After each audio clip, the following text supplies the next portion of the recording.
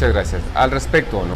El asunto de fiscalizar no solamente lo hice en la Asamblea, sino cuando fui consejero provincial. Yo fui de los últimos consejeros que bajo la Constitución anterior se elegían por votación popular. Entonces, la fiscalización primeramente tiene que ser un acto de convicción, porque tú como autoridad en su momento puedes tomar las cosas un poco a la ligera y no hacerte problema de nada. Pero sobre todo tiene que ser la convicción ciudadana para saber que los fondos públicos tienen que ser manejados con absoluta probidad. Me voy a referir al hecho de cómo fiscalizar. Ahí podríamos decir que con la humildad de siempre, ¿no? Porque nunca busco generar ninguna diferenciación de mi persona con otras, pero ahí hemos tenido un poquito de ventajas. Yo soy ingeniero civil. Entonces, generalmente un ingeniero civil está muy relacionado con la contratación de obra pública.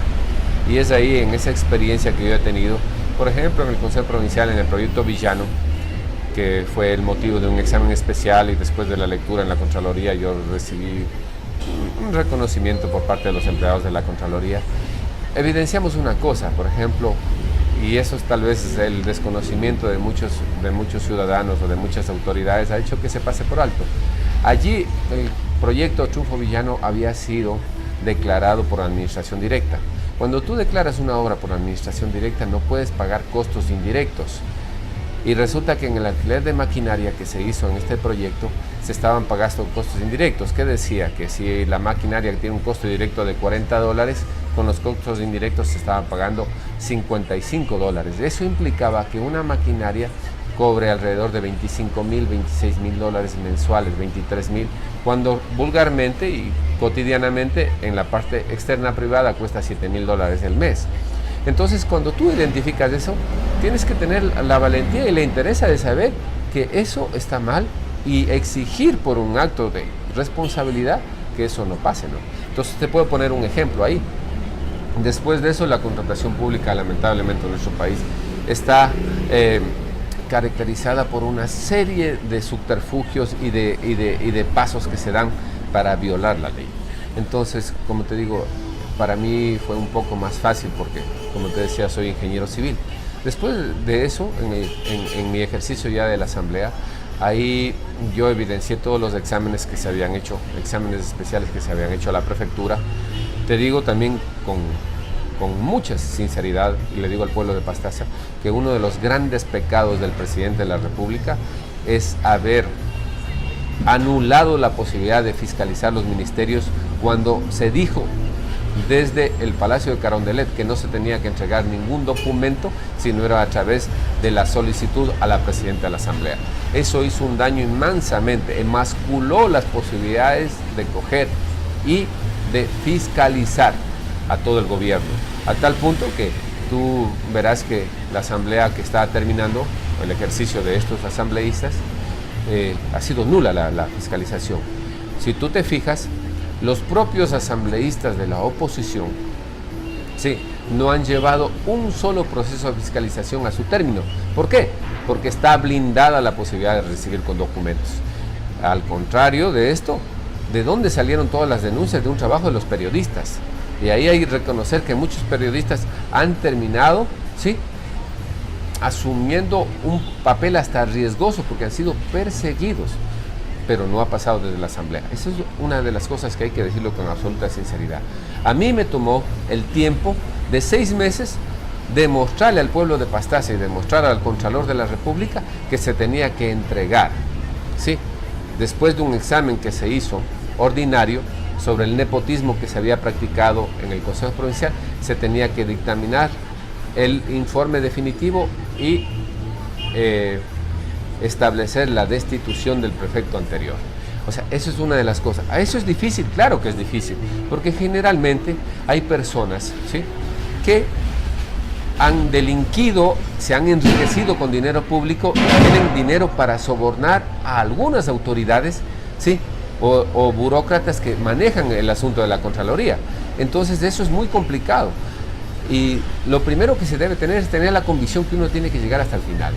Y te digo, en mi caso, yo fui un poco ortodoxo porque a mí se me exigió una alianza por parte de la Asamblea, del Gobierno Nacional para que se se pueda viabilizar, ¿sí?, la entrega de la destitución, que lo habíamos logrado demostrando que era imposible que se desvirtúe, ¿sí?, el asunto del nepotismo en la administración anterior del Consejo Provincial.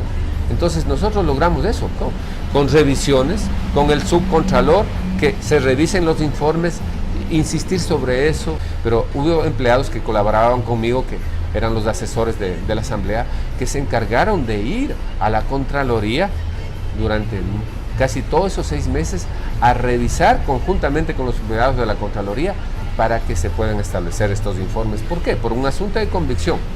Esto que lamentablemente para el pueblo ecuatoriano puede pasar desapercibido, un asunto de nepotismo, pero que es lo más fácil de comprobar. ¿Por qué?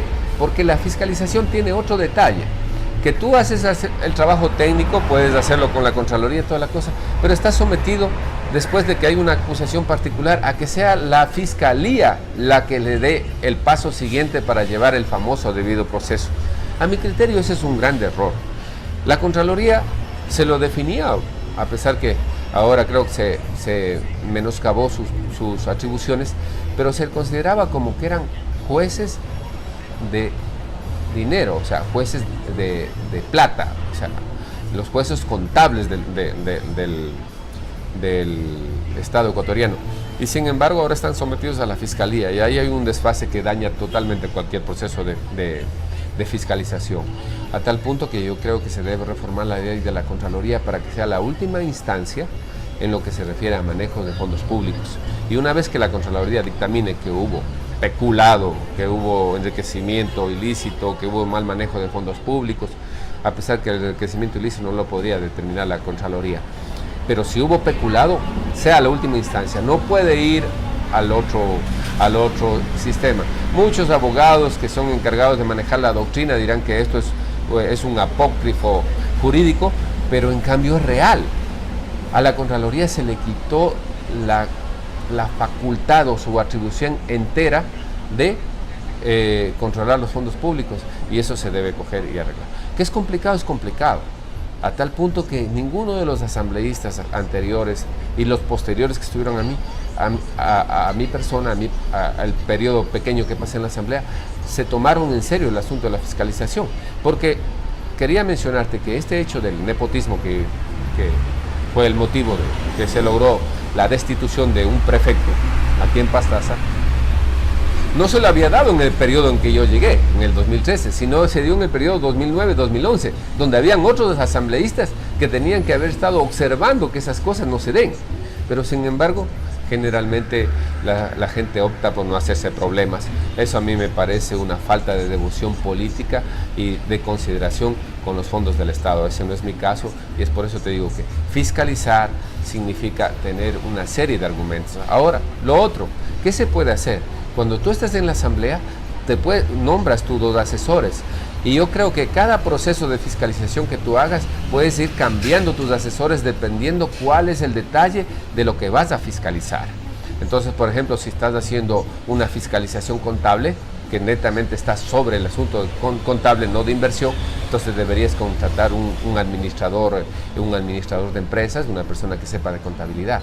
Mientras que si estás haciendo una auditoría o una investigación, una fiscalización sobre minería, deberías estar rodeado de personas. Entonces esto ya implica una responsabilidad total, que lamentablemente en el Ecuador, como digo, donde la política termina siendo un acto de amistad, de alegría, generalmente nadie quiere tener problemas con el manejo del dinero, pero eso ha hecho que nosotros vayamos como sociedad descreyendo completamente del sistema político y haciendo que cada vez sea más distante la acción de los políticos de la acción privada, y es un grande error a mi criterio. Todos los candidatos asambleístas han ofrecido fiscalizar. Ojalá que no.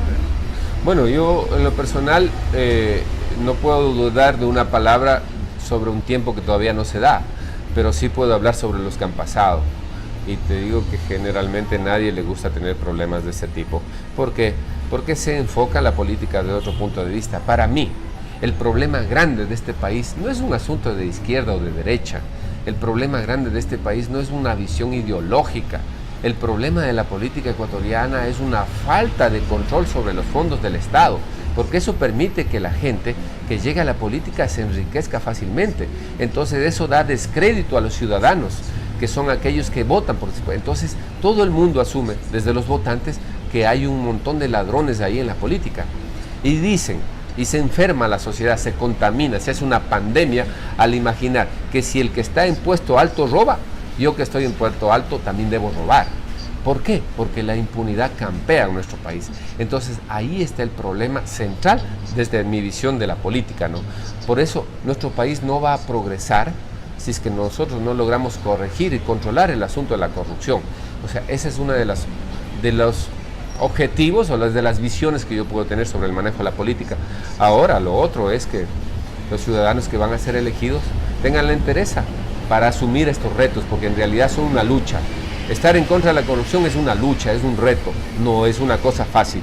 Y además de eso hay que tener las condiciones, ¿no? Y muchas veces hay personas que no conocen. Por ejemplo, yo pienso que los abogados pueden tener una ventaja en la parte jurídica, sí, sobre el manejo de la fiscalización, pero eso también habría que ponerlo en juego en la medida de que se concrete, ¿no? Porque también son los abogados los que hacen que todo sea medio envuelto para que no exista la posibilidad de coger y aclarar las cosas, ¿no?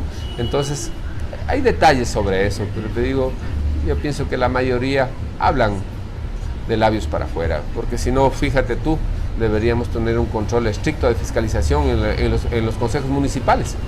Se eligen, pero después no pasa nada.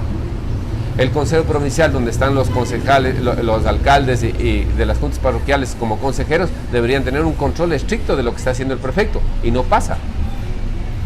El famoso o esta famosa comisión del control social, que era la que venía a reemplazar las acciones de fiscalización, no pasa nada. Es que este es un país donde se guarda celosamente las condiciones de impunidad y donde se guarda hipócritamente una posición en la cual no le gusta castigar el hecho delictivo a las personas y somos muy tolerantes con las acciones ilícitas de la política.